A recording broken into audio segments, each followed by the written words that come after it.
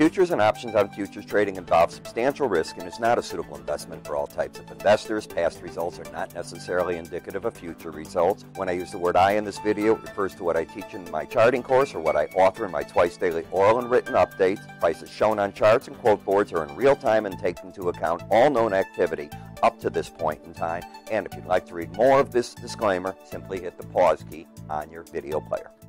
Good weekend all. Ira Epstein of Linn Associates with your agriculture update for this Friday, and we're the 17th of August, 2018, and it's been an eventful week. You know, we're about 3:45 in the afternoon right now, and in the grain markets, the corn finished today down a penny, beans back under the $9 level to $8.92 3/4, and the wheat market up strong again. What has happened this week is we've heard that China and the U.S. are sending lower-level delegates to talk to each other by the end of August. Then there's hope that by the time frame of November that President Trump and President Xi of China will meet and discuss trade ideas. I don't know what that means, and I think the market took that as being bullish, but maybe more so than it really is. First, you have to get through this meeting to see, as each side feels each other out, what that means. As for the lira, you know that the dollar was strong this week, but today it took a beating at the end of the day as we had a lot of money coming out of the short foreign currencies and long dollars. You had a flip-flop in those. Don't know if that is a trend change. It's got the makings of ending a downtrend in the other currencies and ending the uptrend in the dollar, but put on sanctions over the weekend back on Turkey and you don't know where you're at.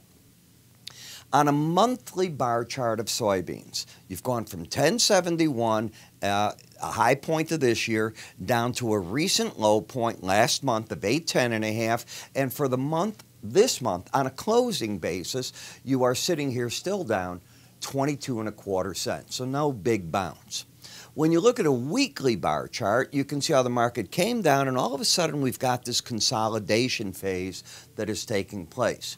It is that time of the year in August where you get news about crop size, and then from there you have to worry, are you going to make that size come the September report, and then the harvest in October and late September, so you've got a ways to go. The chart pattern, though, is one temporarily of what? A higher high, this high, 906 took out that high, and a lower low. Therefore, there's no trend in the market. I define a trend if it's up as higher highs and higher lows, a downtrend, lower highs and lower lows. Back here 3 months ago, this rally right here at the end of, well, this is a weekly chart. Let me say that back. 3 weeks ago now, at August 3rd, you can see how the market came up high enough to knock out that trend. Then the market fell down last week, and this week, here's the market coming back up for the week 35 cents. So you did make a nice gain. You didn't go for these lows. That's important. And should you take out 906, well, you could develop a pattern of higher lows and higher highs. Even an inside week this week could do that. The key is not to take out that low. Assuming you did that, and I'm just giving you a lot of assumptions here, you've still got layers of resistance at 933 up to the green line, which is the 100-week moving average, at 976.5. Until the market closes over 933 3/4, I say the bias is down because the market is trading underneath the 18-week moving average of closes. In terms of Bollinger Bands, you hit them and stopped hitting them about 4 weeks ago, right back here, and then moved with that rally formation that you had. And the market is in an oversold condition. So I'm going to call the chart, here's my professional term, on the weekly basis, a mess. In the soybean meal, the 100-week average in green is what the market has decided to focus on. Momentum in the chart is remaining to the downside. At the same time, the bias is down, but you're not trending again. You have a pattern of a higher high and a lower low. In soybean oil, you are in a downtrend with the pattern of lower highs, lower lows. The market still has the weekly chart momentum down. The bias is down. Could the market be trying to target 27.12? If it breaks, it could. Should it get over 28.80, the bear trend would end as defined by lower highs, lower lows, but you'd still be well under that 18-week average of closes. In the corn market, the market had been in a state of a vertical price decline from the June timeframe, as you can see, to early July. You got overdone. You've had a bounce back to the 18-week average of closes. On the pullback over the past 2 weeks, the market has really found support basically with that 100-week moving average of closes, and things are just sort of sitting here right now. A close over 374 could spark buying interest in this market, and it could also set up a pattern of higher lows, higher highs, giving the bulls something to hang their hat on. In the wheat market, we had a correction. Now, the daily charts look a lot worse than the weekly charts, but the weekly chart still very much has the bull market alive. The pattern of higher lows, higher highs. What the market did over the past 2 weeks is it had gotten right here on the week of August 3rd over that upper Bollinger Band. You had a correction right away into the 546 3/4 level the week after. This week you probed the downside, and now you're up for challenging the upper Bollinger again. The bulls still have control of this market, period. In the cocoa market, we've had a period of lower highs, lower lows. The market's got downside momentum, resistance possible to see at the 2201 level, which from here is pretty far. It's almost 90 points away.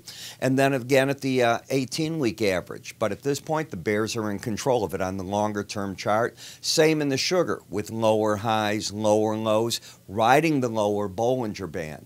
Now, you've got to keep your eye on currency plays come early next week, because if the dollar weakens further, you might get bids in these markets. Conversely, should the U.S. put sanctions on Turkey over the weekend, well, you might be in for a surprise of the dollar getting a bounce as emerging market talk gets scared. And remember, Turkey's on holiday for the whole week, so I don't know how they'd handle if their currency starts coming down. They've got a national holiday there. In the coffee market, not a trend. You've got a higher high and a lower low. You certainly have an argument that the market is bearish. Momentum is pointing down, bias is down, but in the clear-cut way that I like to look at charts, it's not trending because it doesn't have the lower highs, lower lows. Same in cotton, which saw a collapse this week down to the lower Bollinger Band where the market is groping for support. It's come in a very short 2-month period from these highs in the 95 level all the way back to 81. That's a heck of a break. That's over 10% in the market. It's oversold into support between the lower Bollinger Band, and if that lets go, you might be making a challenge of the 100-week average. Certainly nothing bullish on the chart. You do not have a pattern, though, of lower highs, lower lows, which puts it in bearishness. In the cattle market, we made one break to the lower Bollinger Band over 3 weeks, went sideways, battling now against the 18-week moving average for direction.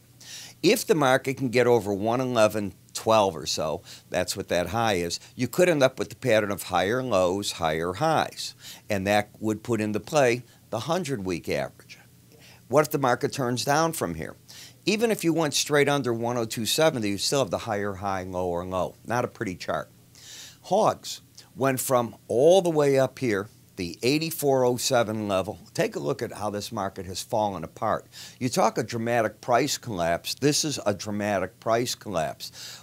When the market went down, it was in large part due to the tariff war that the U.S. got into, trade war, if you will, with China.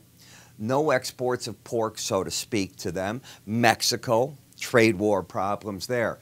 All of those issues could be resolving themselves, and suddenly this market got a bid. Now, during the week, there's been a lot of talk about swine fever in China. That's the type of thing that spreads. It doesn't hit humans, it hits the pork, and what you have to do is cull the herds when that happens. Now, in China, 2 provinces, as I'm reading, have the problem. One has closed down one of their major packing plants for 6 weeks as they're going to cull herds, clean things up, but what if another province gets it? So the hog market's saying, hey, maybe with this talk of trade, we can get a bid in it, and you've had a good week in hogs, up 380 points for the week. You put it all together, you try to keep up with it, and that's where these type of services come in. This is our mobile phone. Yes, it'll work this way on your Android and your Apple operating systems. And as you look at it, you can view charts with studies on them. You can look at markets, how many are being bought and sold at prices. You can enter your orders instantly. You can set up price alerts, which a lot don't offer. They can come to you right over the phone and tell you you're getting something going. Voice commands. I want to see weather as an example, and I'm talking weather for different parts. You can look at precipitation, things of that nature. Current prices. E-mini S&P 500 September is up 2.25 and last traded. That's how it would sound, because you can listen to your quotes as you're driving. You don't have to go over to your machine. We're even going to put this in on news stories. We're going to get that for you as well. And you can get all of our messaging, our news. You can set up quotes any way you want it. You can go back to our traditional look should you decide to do that. It's all simple. It's all easy, and we'd like to offer this to you free with the news stories and all that come with it. How do you get it? Give us a call or go to our website and sign up for our QT platform. That's all you got to do. You're not obligated to anything. You'll be able to put this on your phone. You tell me if you don't fall in love with it. I think you will. Or you can click up here, by the way, as well, if you're watching me on YouTube. I'm Ira Epstein. You have a great weekend, and I will talk to you all on Monday.